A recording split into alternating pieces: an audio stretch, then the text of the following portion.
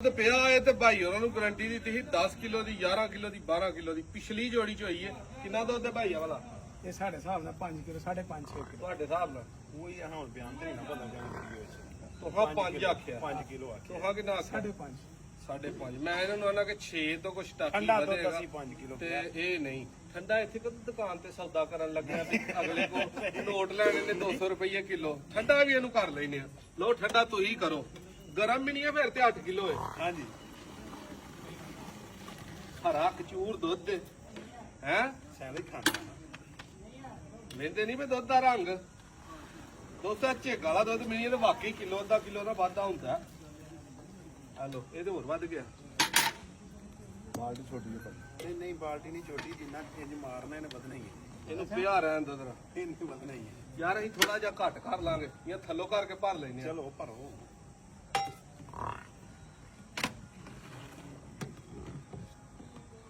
ਕਿੰਨੇ ਭਾਈ ਹੁਣ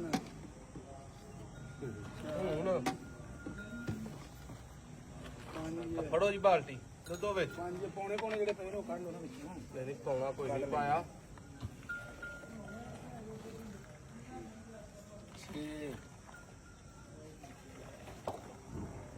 ਲਓ ਜੀ ਇਹ ਤਰੈਪਾ ਸਾਰੇ ਦੁੱਧ ਦੀ ਝੇਕ ਕੱਢ ਲਓ 6 ਤੇ 6 ਕਿਲੋ ਲਾ ਲਓ। ਕਿਉਂ ਜੀ ਮੌਲਵੀ ਸਾਹਿਬ ਠੰਡਾ 6 ਆ ਕਿ ਨਹੀਂ? ਸਾਡਾ ਠੰਡਾ 5.5 ਕਿਲੋ ਨਹੀਂ 6 ਨਹੀਂ ਕਰੋ ਇਹਨੂੰ ਠੰਡਾ ਝਾਗਣਾ ਕਰੋ ਬਾਈ ਠੰਡਾ ਜਿਵੇਂ ਦਾ ਮਰਜ਼ੀ ਸਾਡਾ ਵੀ ਤਜਰਬਾ ਇਹ 6 ਤੋਂ ਨਹੀਂ ਮਾਰ ਸਕਦਾ।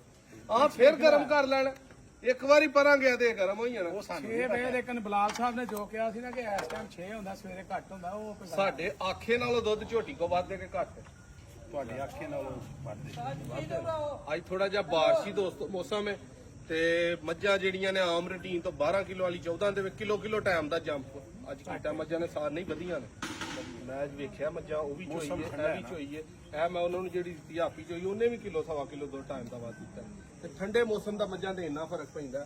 ਇਹ ਮੱਝ ਨੂੰ ਵੀ ਭਾਈ ਸਲਾਹ ਕਰਨ ਦੇ ਨੇ ਲੇਕਿਨ ਕਿਉਂਕਿ ਹੈ 10-12 ਲੱਖ ਵਾਲੀ ਹੈ ਤੇ ਫਿਰ ਤੁਹਾਨੂੰ ਪਤਾ ਅਕਸਰ ਮੈਂ ਨਾ ਕਿ ਡਰਦੇ ਆ ਹੀ ਲੈਨੇ ਆ ਉਹ ਫਿਰ 5 ਭਰਾ ਨੇ ਸਲਾਹ ਲੰਮੀ ਹੋਈ ਜਾਂਦੀ। ਕਿਉਂ ਮੌਲਵੀ ਸਾਹਿਬ ਕਿਹੜੀ ਸ਼ੈ ਨਹੀਂ ਮਾਈ ਤੁਹਾਨੂੰ ਲੈਣ ਦੇਣ ਦੇ ਪੈਸੇ ਪੈਸੇ ਪੈਸੇ ਕਰਤੀ ਹੈ ਤੂੰ ਪੈਸੇ पे करती है ਉਹ ਹਿਸਾਬ ਹੈ ਮਾਈ ਦਾ। ਅੱਛਾ ਬਾਕੀ ਵੀਡੀਓ ਅੱਛੀ ਲੱਗੇ ਸ਼ੇਅਰ ਕਰਿਓ ਜੇ ਦੁੱਧ ਮੌਲਵੀ ਸਾਹਿਬ ਵਾਲੀ ਇਹ ਗੱਲ ਠੀਕ ਹੈ।